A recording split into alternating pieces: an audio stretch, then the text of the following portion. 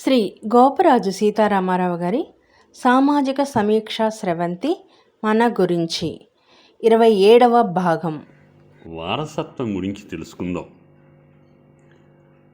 ఆధునిక నాగరిక సమాజాన్ని పట్టిపీడిస్తున్న ముఖ్య సమస్యల్లో వారసత్వ సమస్య ఒకటి. ఈ మధ్య సినిమాలో తమాషా సన్నివేశం చూశాను. ఓ పెద్ద ఆయన చనిపోయాడు. ఆయనకి 2 మగపిల్లలు 2 ఆడపిల్లలను. వారు ఆస్తి పంపకాల విషయంలో గొడవలు పడి తగు తీర్చమని ఓ పెద్ద మనుషుల దగ్గరికి వెళ్ళారు. అప్పుడు ఓ పెద్ద మనిషి, మీ నాన్న జైల్లో ఉండగా చనిపోయాడు కదా, మీ నాన్నకి 10 సంవత్సరాలు జైలు శిక్ష పడింది, కానీ మీ నాన్న జైలు శిక్ష 2 సంవత్సరాలు అనుభవించాక చనిపోయాడు. మరి మీ నాన్న అనుభవించవలసిన జైలు శిక్ష 8 సంవత్సరాలు మిగిలిపోయింది. ముందు మీ నాన్న మిగిల్చిపోయిన జైలు శిక్ష పంచుకోండి, మీ నలుగురు 2 సంవత్సరాలు జైల్లో ఉండి రండి, ఆ తర్వాత మీ నాన్న మిగిల్చిపోయిన ఆస్తి పంచుతాము అన్నాడు. ఇది హాస్య సన్నివేశమే అయినప్పటికీ విషయం గంభీరమైంది. పెద్దలు మిగిల్చిపోయిన ఆస్తుల మీద హక్కుల కోసం పోరాడే బిడ్డలు పెద్దలు మిగిల్చిపోయిన బాధ్యతలు పంచుకోవడానికి సిద్ధంగా ఉన్నారా అన్నది పాయింట్. లేరన్నది జవాబు.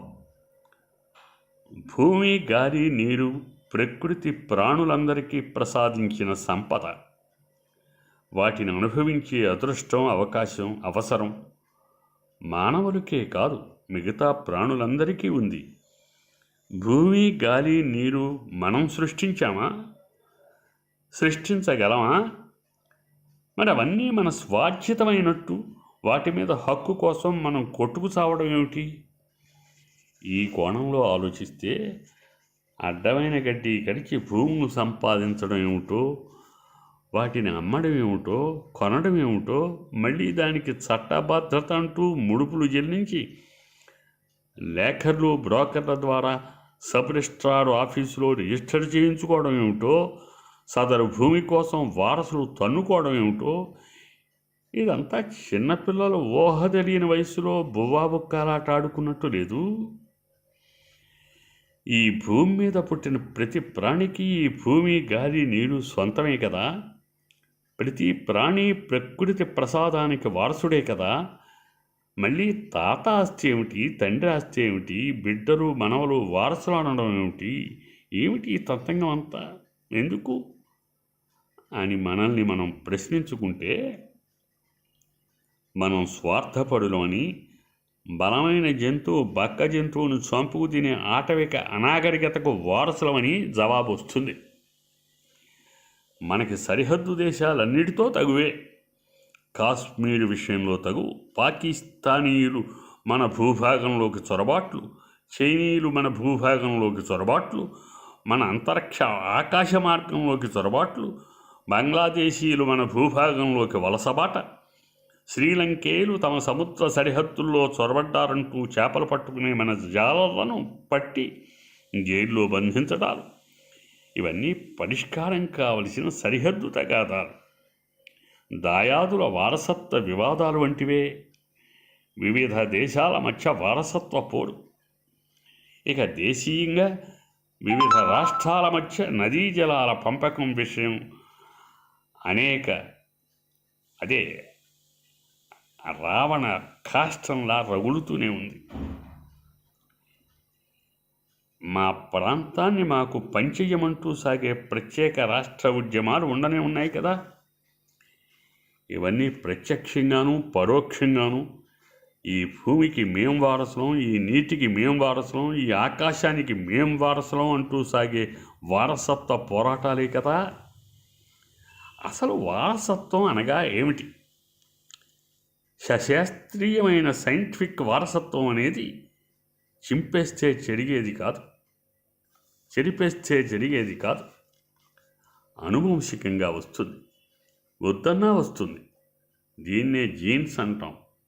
తల్లి పోలికో, తండ్రి పోలికో, మేనత్త పోలికో, మేనమామ పోలికో వస్తూనే ఉంటుంది. శారీరక నిర్మాణంలో, ముఖ కవళికల్లో ఆ పోలికలు కొట్టొచ్చినట్టు కనపడతాయి. మైండ్ సెట్ విషయంలో, ఆలోచనల్లో సదరు వంశీకుల గుణగణాలు వస్తూ ఉంటాయి. వాటినే పుట్టుకతో వచ్చిన బుద్ధులు అంటూ ఉంటాం. అలాగే కొన్ని రకాల వ్యాధులు కూడా వంశపారంపర్యంగా వస్తూ ఉంటాయి. బీపీ, షుగరు, గుండె నీరసం, క్షయ వగైరాలు వచ్చినప్పుడు డాక్టర్లు మీ కుటుంబంలో ఇంతకుముందు ఈ వ్యాధి ఎవరికైనా ఉందా అని అడుగుతూ ఉంటారు. ఈ సహజ సిద్ధ వారసత్వాల కోసం మనం పోరాటాలు చేయక్కర్లేదు, సహజంగానే సంక్రమిస్తాయి. మనం పోటీపడి పోరాటాలు చేసి సాధించుకోవాలని ప్రయత్నించే ఆస్తి హక్కులు వగైరాలు అసహజమైనవని అర్థమవుతోంది కదా.